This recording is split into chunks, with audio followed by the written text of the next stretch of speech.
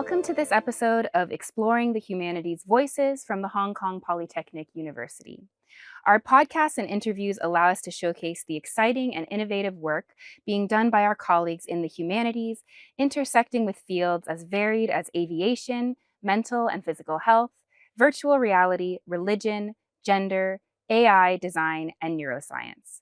I'm Lydia Cathedral, an assistant professor in the Department of English and Communication, and today I'm interviewing Professor Hans Ladegaard, who is an expert in intercultural communication and sociolinguistics, and the former head of our Department of English and Communication.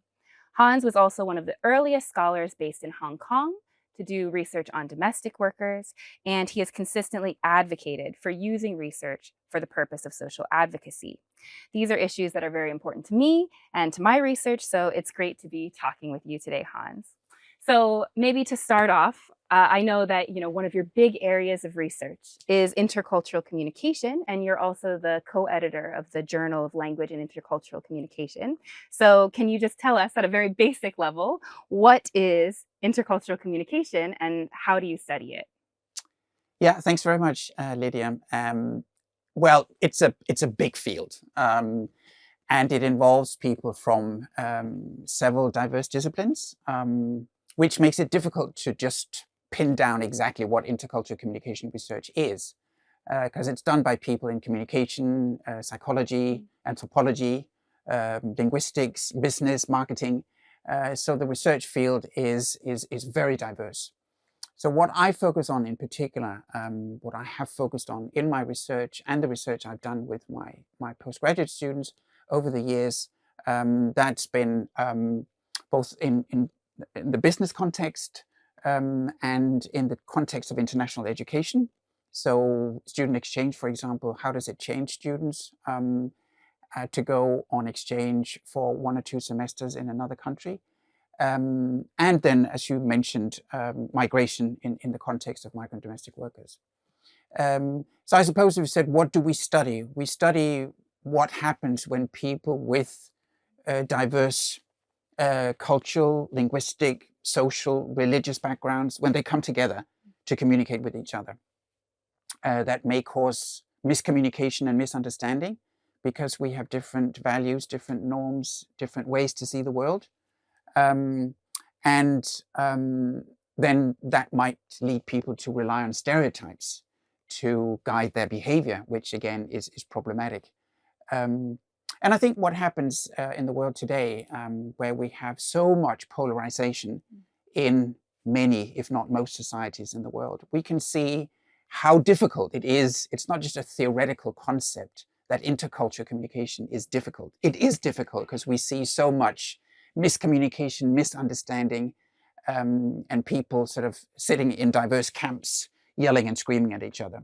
And I think this is very much what intercultural communication is. We get into those problems and we try to explore them, and we try to perhaps also simplify to make people appreciate and understand the importance of intercultural communication and intercultural competence, which is, I think, is a concept that is gaining a lot of ground recently. And intercultural competence is? Well, that's the ability to communicate with people that are very culturally, socially diverse from you. So what kind of mindset does that require? So it's something about having an open mind. It's something about rejecting these notions that my country, my language, my values are better than yours.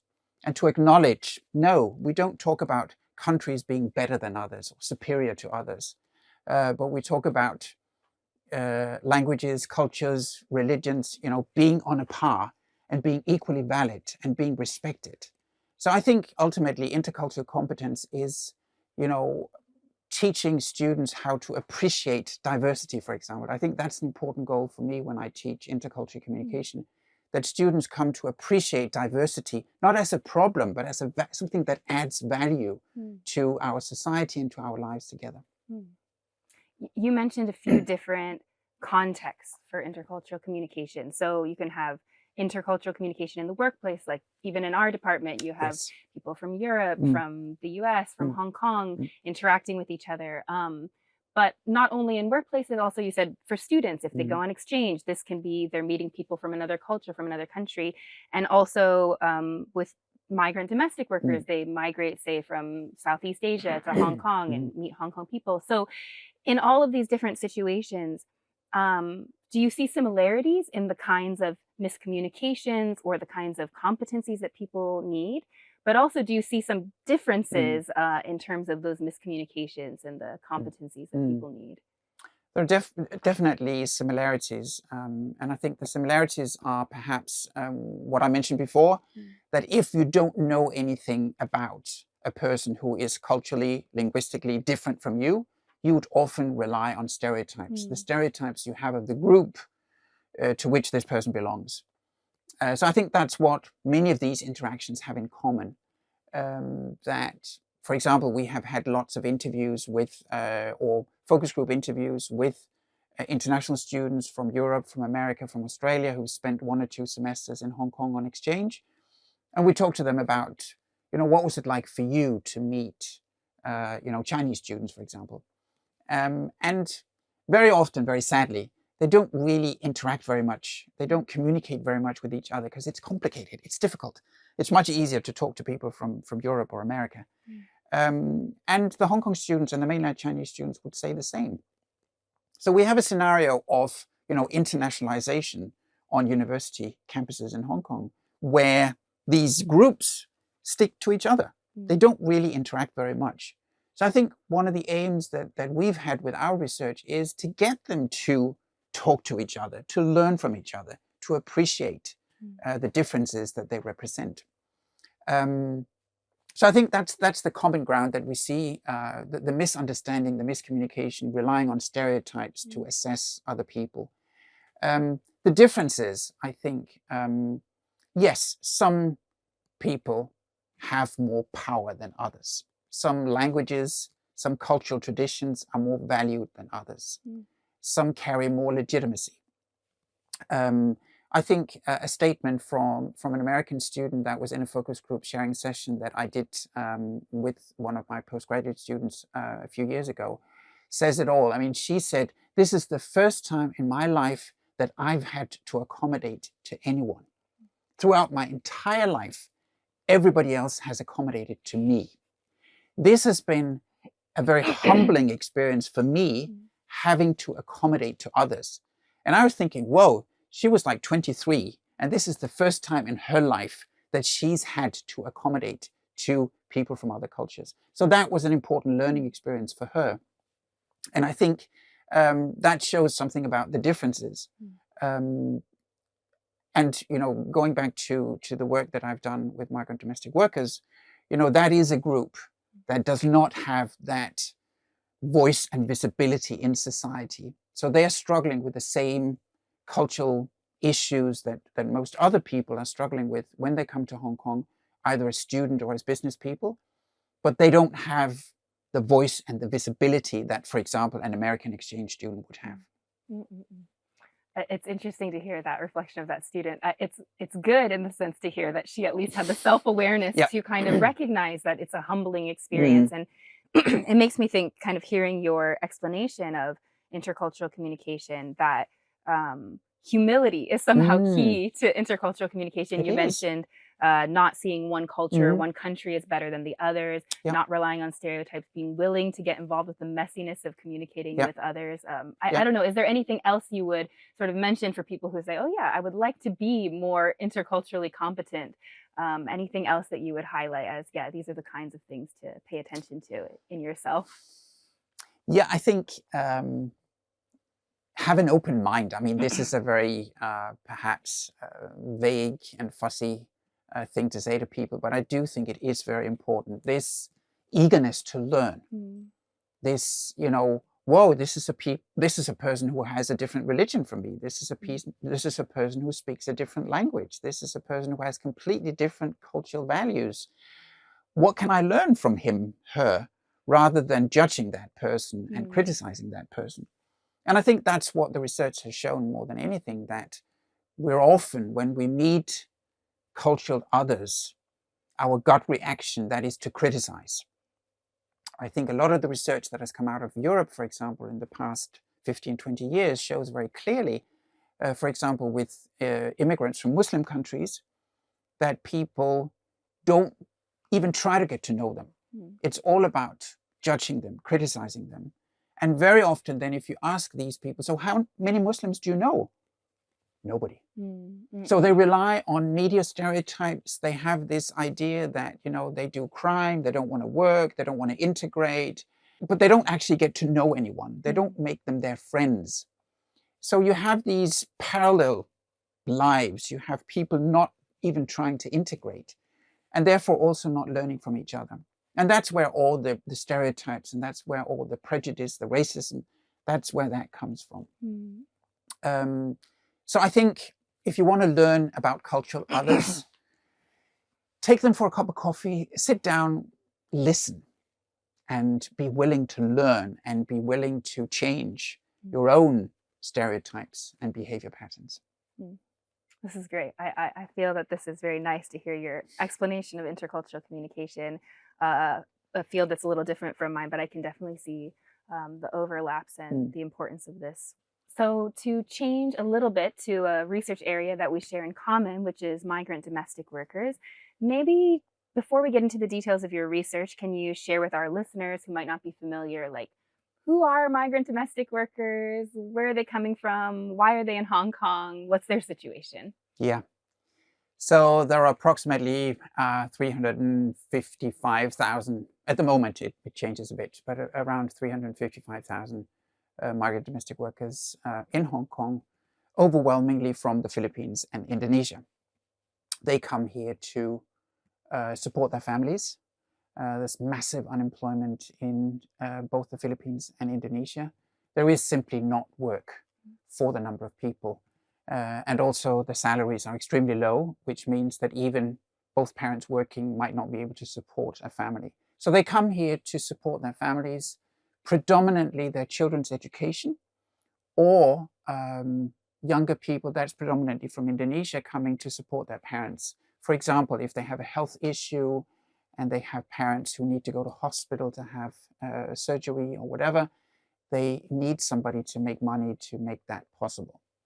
So they come here, not because they're looking for adventure, as some people might think, that's a stereotype, but they come here because they need it. They desperately need the money for their families, and particularly for their children's education, because they realize they often can't give them both a reasonably decent and comfortable life in terms of food and clothes, etc., and pay for their education. So in order to do both, and also perhaps build a house or, basic necessities, they would need to go overseas to work. And how did you, like me, you're not from Hong Kong, you moved here for work. How did you, after coming to Hong Kong, decide to get involved with migrant domestic workers, decide to do research on migrant domestic workers? Can you tell us a little bit about that process? Yeah, so I began actually as a volunteer, not a researcher. So I joined Mission for Migrant Workers, which you know very well, as a volunteer in 2008. And they asked me to be a volunteer at their shelter in Jordan, on Jordan Road, Bethune House.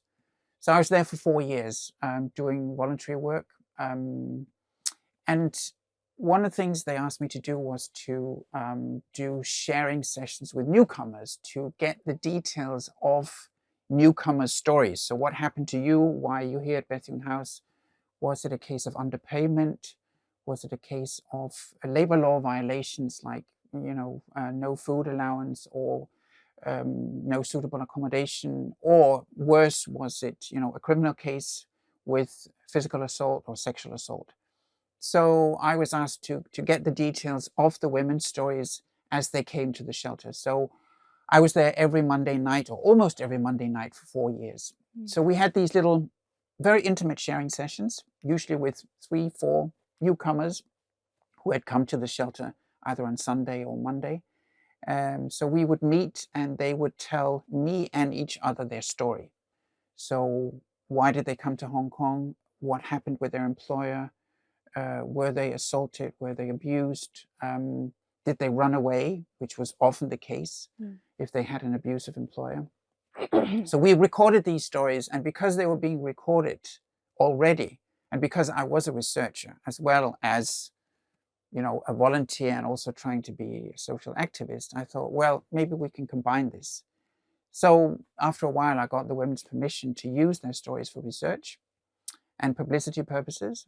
So that was the beginning of the first project, which focused on migrant domestic workers' stories in Hong Kong. So what happened to them? Why did they come to Hong Kong? So their family background, but also focusing on, if they had been working for an abusive employer, what this had done to them. Lots of people move Yeah. for work for different reasons, but not everybody's situation is the same. And No. I think you talk about this idea of free choice and who really has a free choice to move, to migrate, and who doesn't. But you also give some criticism of our field of sociolinguistics, that in our field we emphasize a lot that people can use language to tell their stories, to create identities for themselves, to be who they want to be.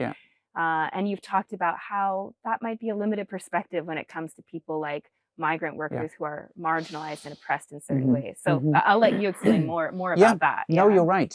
I think it is a very limited perspective. I mean, I've been inspired by the work of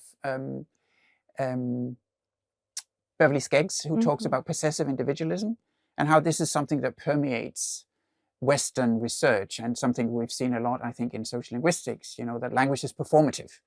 You can, perform your own life, your own identity. You can commodify your expertise. You can sell it elsewhere, as we've done, because our qualifications are sought after in the global economy.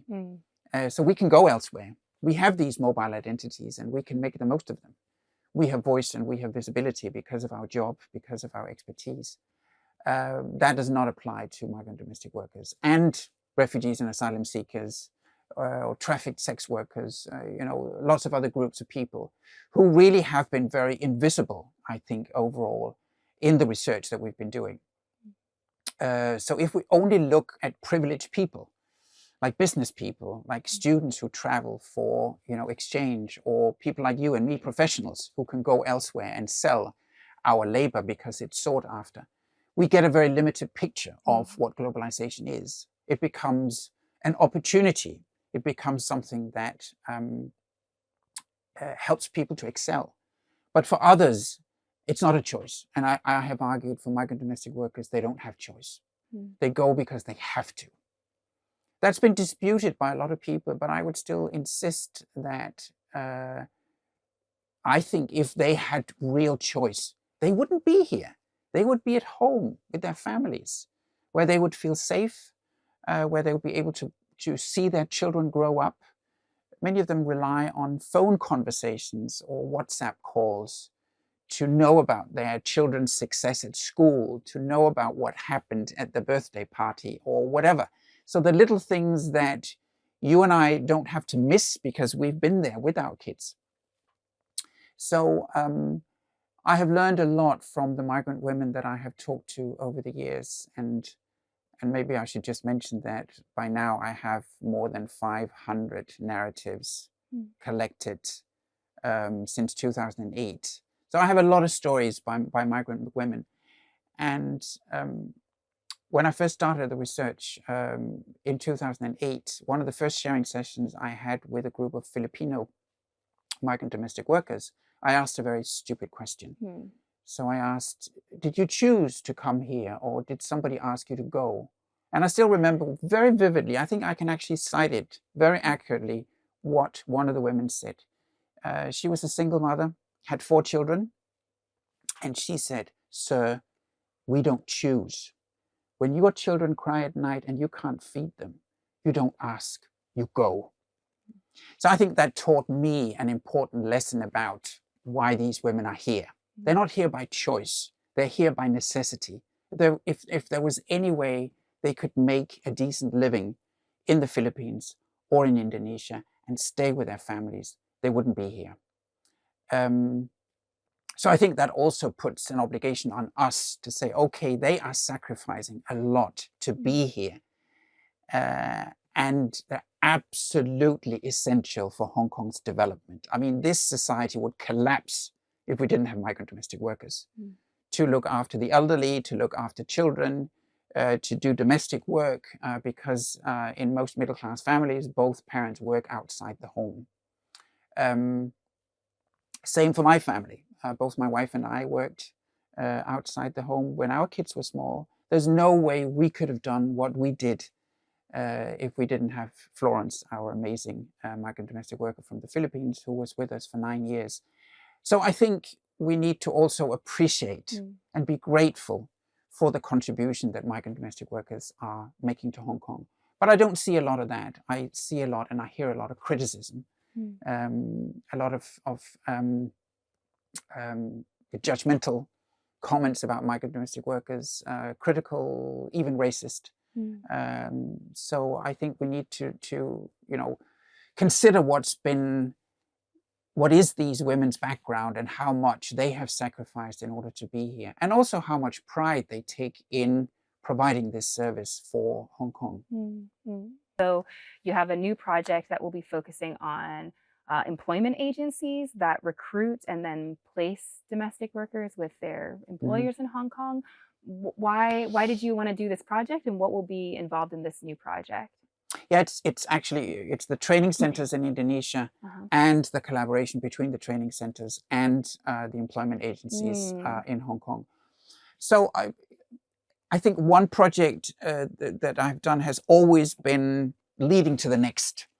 So the first project focused on their narratives about their experiences in Hong Kong, and that involved also going home and the prospect of having to leave Hong Kong and going back to be with their family after 20, 30 years or more, having been separated from their husbands and their children, for example. What would that entail? So that was the next project. What happens when they go home after many, many years in Hong Kong?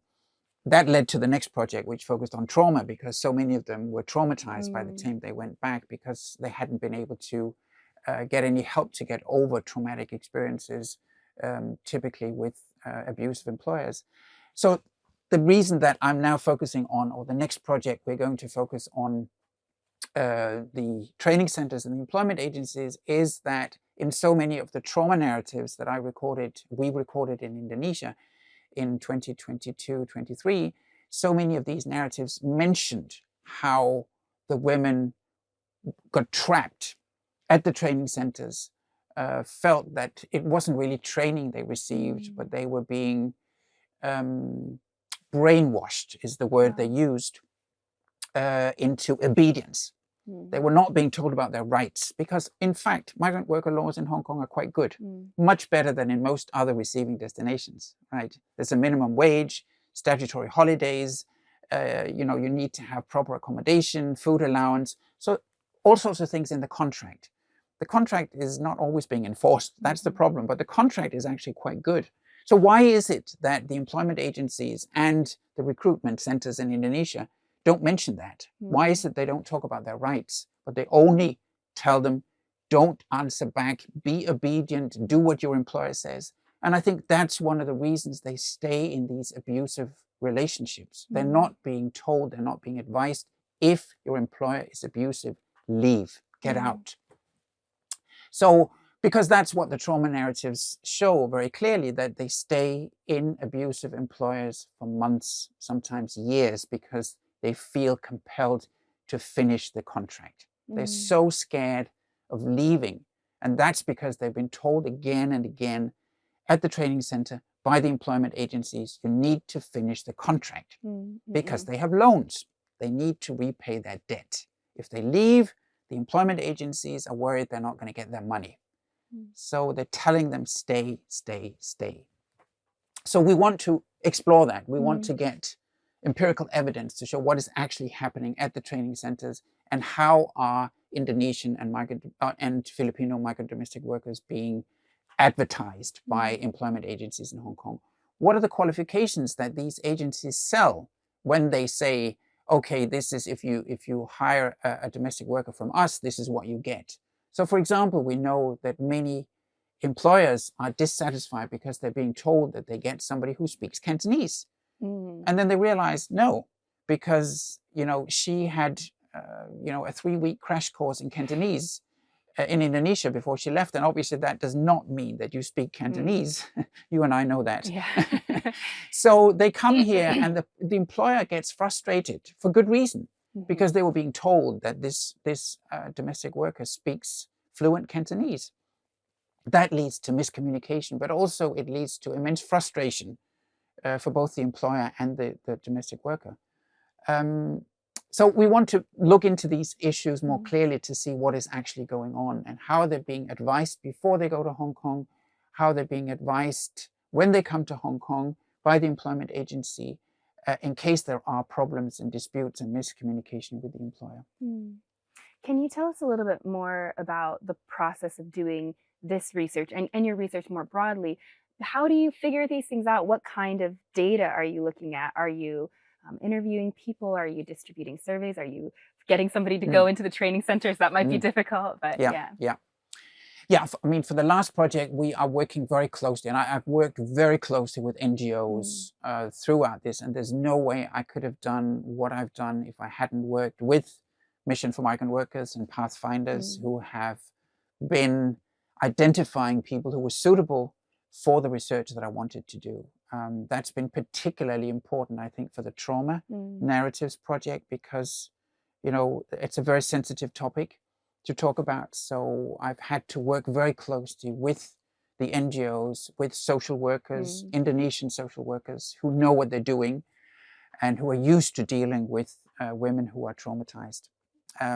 So working closely with NGOs. We do that also for the training center project that we work with. So you're asking me also what my role is. I would say, if I look at my data as I've collected it over time and reflecting on my role as a researcher, then to begin with, I said a lot. Increasingly over time, I say very little. So I would ask a question, or the Indonesian social worker that works with me would ask a question, and the women would talk. And I would usually say very little. So I think increasingly I see my role as the listener, somebody who needs to listen to their stories and to learn from their experiences. I have learned more from these women than I probably have learned from any book that I have read, or any movie I've seen, or any education I've taken over time. So I think these women have educated me about the importance of life, values, faith, very important aspects of their life.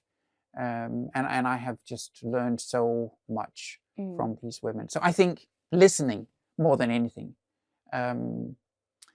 is important.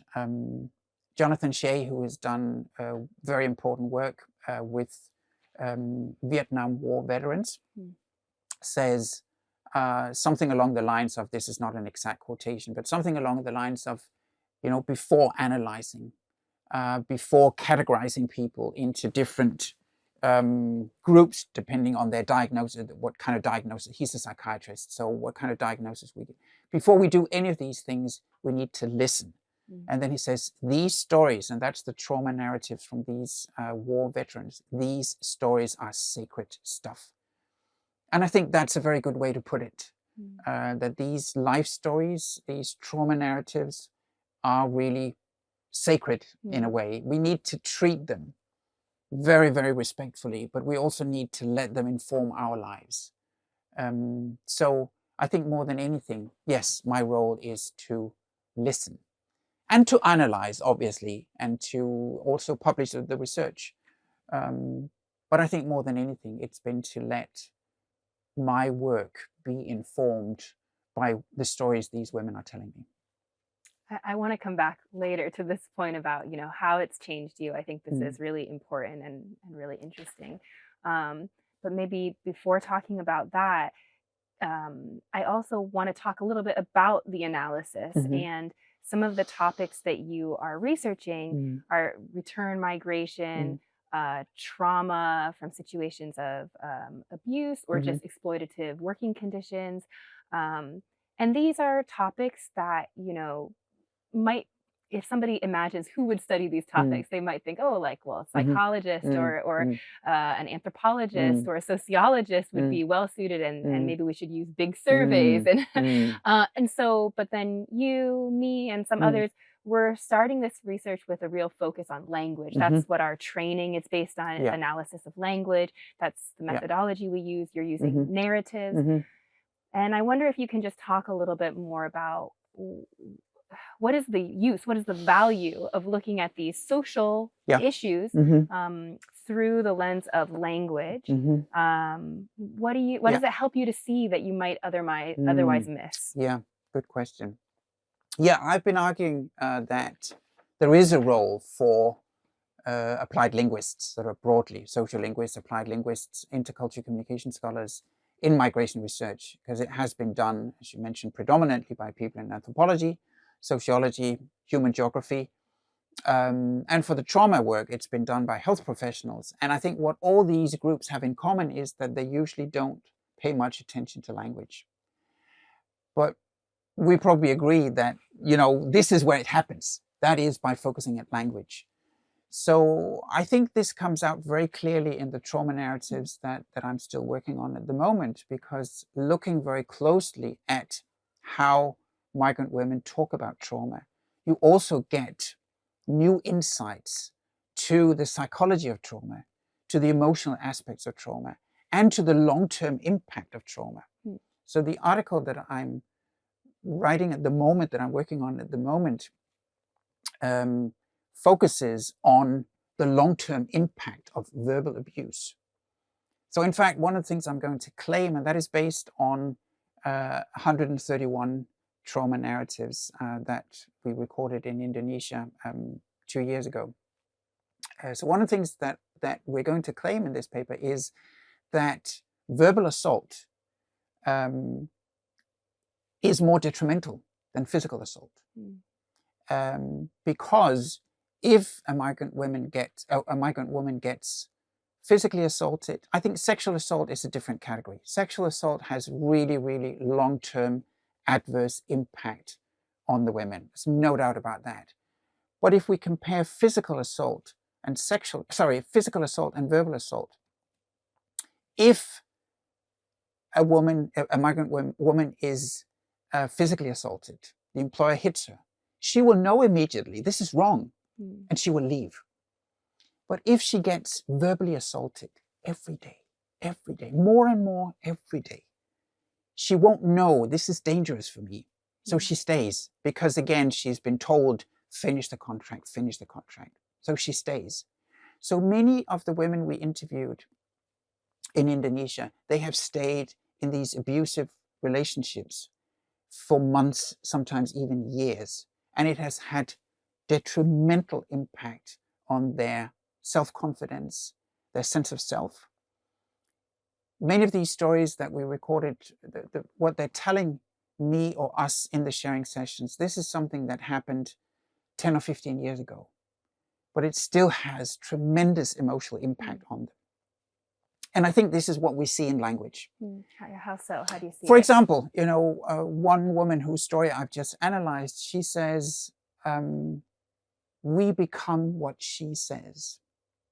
She was told every day for 8 months, she worked for an abusive employer here in Hong Kong. She was told every day for 8 months, you're stupid, you're stupid, you're stupid. She was actually a very well-educated woman from Indonesia with a university degree, but couldn't get a job in Indonesia, so came to Hong Kong.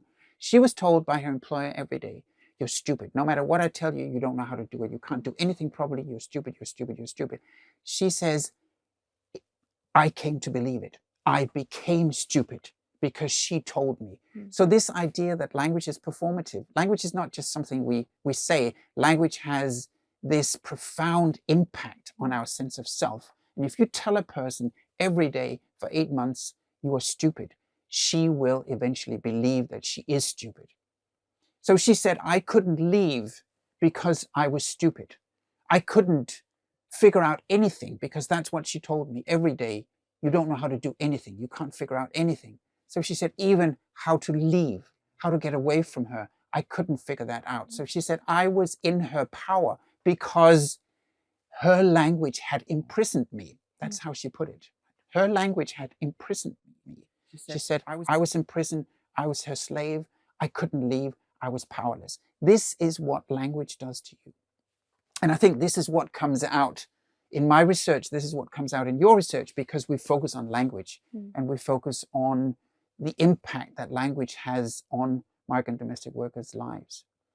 So I think in terms of identity construction, in terms of stereotypes, prejudice, racism, the issues that I'm interested in as an intercultural communication scholar, that all that comes out very clearly in language. So I think there is an important niche for applied linguists, for social linguists to work in migration studies, because I think we have an important contribution to make. I wonder if you also want to say anything about how language issues come up in your research on return migrants, for those who are going back to their home after being away for so long. I think you gave us a really nice example of how language is very central to these trauma issues. What about for the issues of return migrants? How is language coming up there? I think the stories that often come up with the returnees is the idea of not fitting in. Because many of them have had, particularly the Filipinos, the Filipino migrant domestic workers have had mostly good lives working overseas. Many of them have worked in Hong Kong for 20 years or more. They've been able to support their families. They take immense pride in what they've been able to achieve for their families.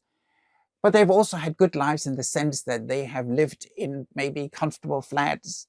They've had all the mod cons of modern life, right? Washing machine, dishwasher, vacuum cleaner. And they come back to rural communities very often in rural areas of the Philippines or Indonesia with maybe no electricity, no running water, very simplistic, but also many of them, again, facing the same poverty issues. So what came up very often in the returnee narratives was the idea of not fitting in, of feeling that they have spent so much time in Hong Kong and also formed an emotional attachment, both with their friends here, but sometimes also with employers or employers' children. So many of them had, very moving stories to tell about the employers' children, how they felt. They grew up with those children. They took them to school every day. They fed them, they helped them, but they also came to love them. And then all of a sudden, they split up and they don't see them anymore. So there are also lots of emotional issues to deal with. So for them, coming back is often this feeling of alienation. I think that's probably the word that came up most often, that they came back home, but home wasn't home anymore. Home had acquired a different meaning because they were not the same. So it was like redefining themselves, finding new roles for themselves. For the Indonesian women, it often came up that they had to dress in a particular way. They'd been used to wearing t-shirts, jeans in Hong Kong, felt comfortable, and then they had to come home and wear traditional Muslim clothes for women. They had to wear the hijab. They didn't feel comfortable about that anymore. So there were these issues, and also being able to decide for yourself what you want to do, and all of a sudden you have to fit into a community, a family again, and perhaps be told what to do. So the loss of freedom. But also for many of them, this sense that, the children had moved on, the children didn't need them the same way they did before. So feeling this distance with the children. I remember one Filipino woman telling me that she came home. For some reason, she hadn't been able to go home for a very long time. And then when she eventually went home, I think her son was like less than 2 when he was around 2 maybe when she left, and he was around 6 when she came back. And she came into the house and said, I'm your mother. And he said, no, mother. And then he pointed at the photograph on the wall of her. That's my mother. Not you. No, you're just a, stranger, basically. And that's how she felt. So that rejection from your children was an immensely, immensely painful experience for many of them. That the children, even after months, wouldn't acknowledge them, would go to the father and ask for things, or go to the grandmother rather than to her, because she had not been there, and they didn't understand the sacrifices she had made for that child. In order to go to school, she had to go overseas. But they didn't see it like that. So the women felt this rejection, as a very painful experience. Yeah.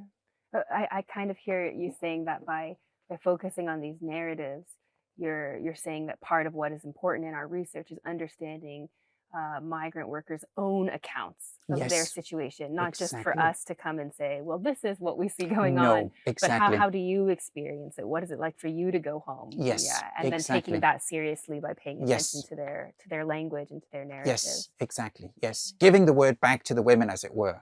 Mm.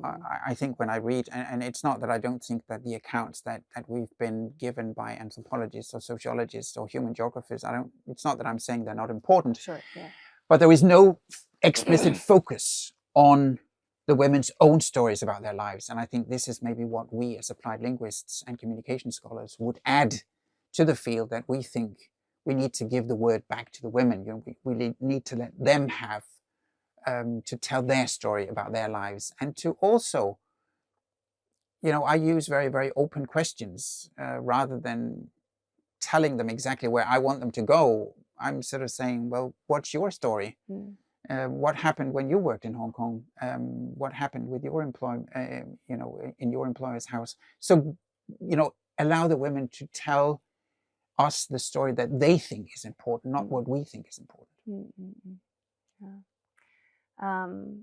Maybe to go a little bit even beyond the research, to sort of finish up this conversation, I think I'm interested in asking you about advocacy issues. I think this is something that we've both talked about as being important to both of us, that we've both felt the sort of drive that, yeah, we need to be publishing research, that's our job, but we also want to be doing more than just publishing research. We want to somehow be involved in advocacy. And at the same time, in both of our situations, we've been working with people who, in many ways, you can say, are much more involved in advocacy than we can be. Yeah. So working with NGOs like Yeah. the Mission for Migrant Workers, you've worked with Pathfinders.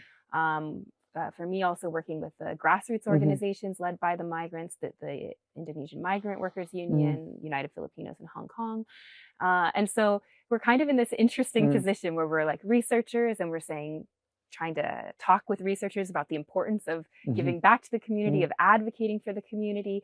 And at the same time, we're working with people who are really on the ground doing that work and supporting it in different ways. And so I wonder how you think about the role of researchers in advocacy work. And I think you wrote this piece a couple of years ago, a chapter in a book about reflexivity and something about learning from the messiness of research. And I really liked that title because I felt like, oh, that's exactly what it feels like to do research in general, but even more so when you're trying to figure out how to support and advocate for the community while also doing research and learning from them. It's a very messy process. So yeah, I wonder if you could share a little bit about what that advocacy feels like and what's the messiness of it.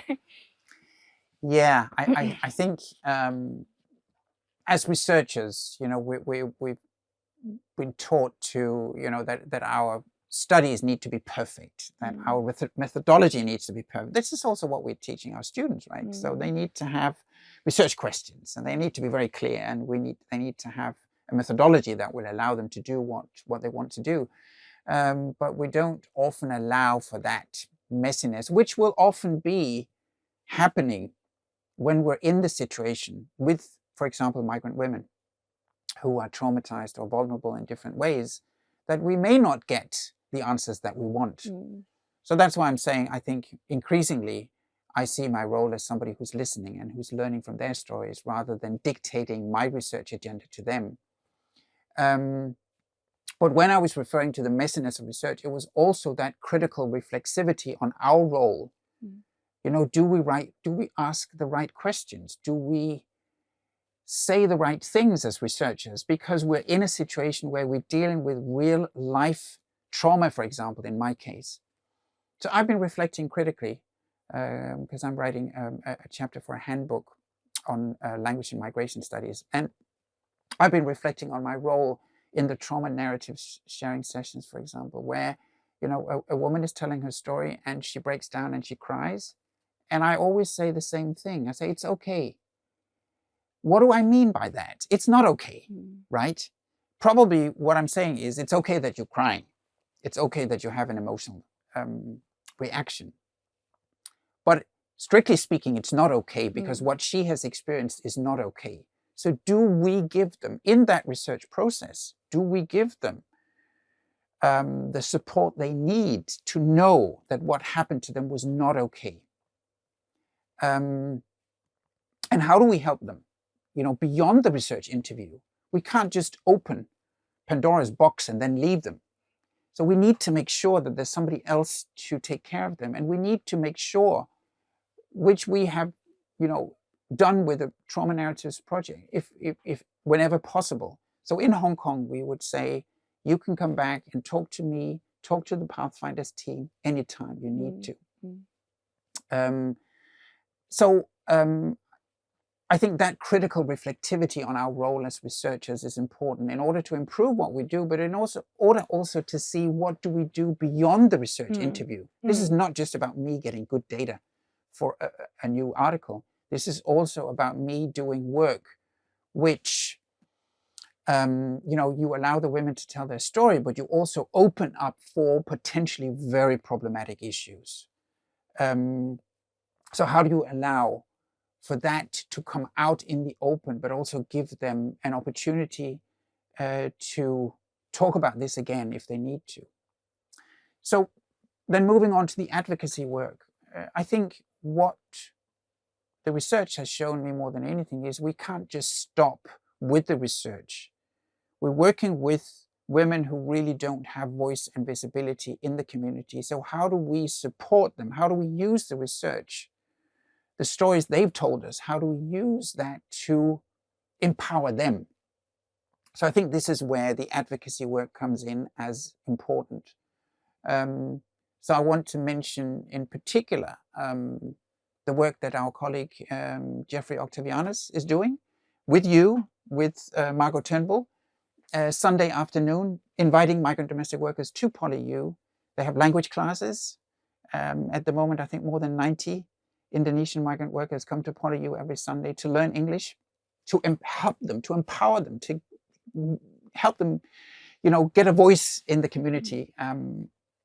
And I know that you and Margot were teaching them about health literacy and digital literacy. Digital literacy, yeah, important issues in order for them to succeed, to have a better life in Hong Kong, right? So I think that work is tremendously important.